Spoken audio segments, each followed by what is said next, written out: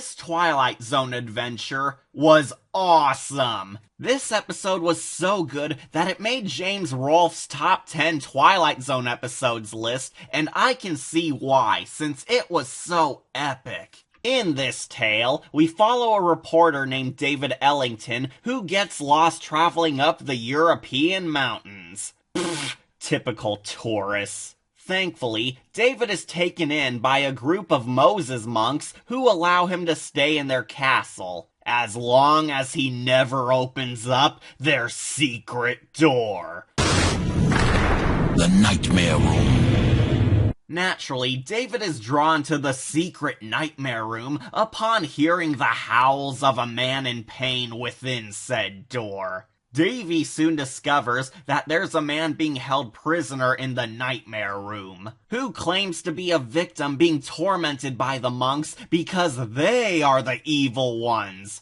But the monks intervene and warn David that the prisoner is really the evil one, and they're holding him here because he is a being of great chaos. This leads to the best dilemma of the Twilight Zone. Who should our hero trust? The ominous mountain monks who have been lying to him and act strange, or the prisoner who he doesn't know very well and is labeled as wicked for unknown reasons? It's a very gripping setup that will leave you on the edge of your seat because even we don't know who to trust since it's all shown through only our hero's perspective. I love it. Sadly, if you don't want it spoiled, then you'll have to skip to here because I'm talking about the big twist. I admire it, but I don't want to ruin this episode for non-fans. I grant it a gold skull, not a perfect score on account of some issues with the ending, yet it's a golden champion of the show which I highly recommend, so go watch it now if you haven't. Here's the twist. It turns out that the mountain monks were actually the good guys because the Howling Man was secretly the devil.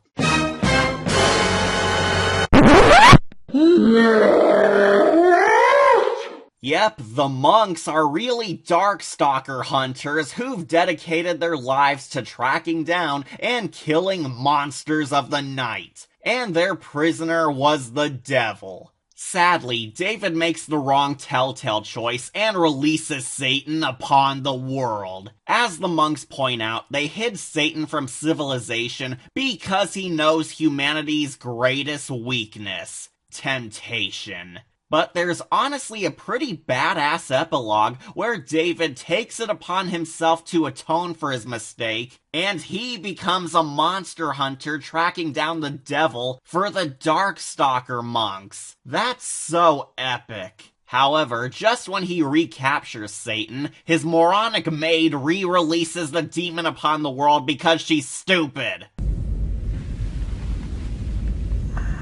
You dumb broad, you've unleashed evil back into the world! You see, ladies, this is why you should listen to men. We're not telling you to obey us because we're mansplaining. It's because when we say something is dangerous, it means something is dangerous.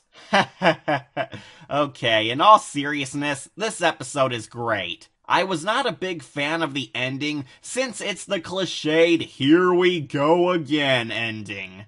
Once again, the saga continues.